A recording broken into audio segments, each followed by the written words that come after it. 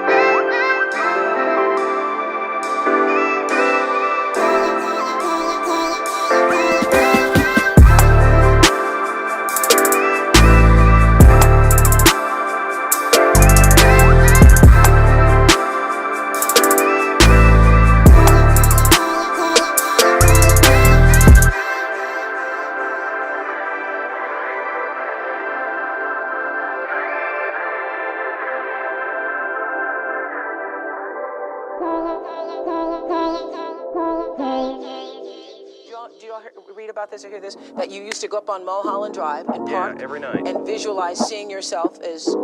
Yeah, I would visualize.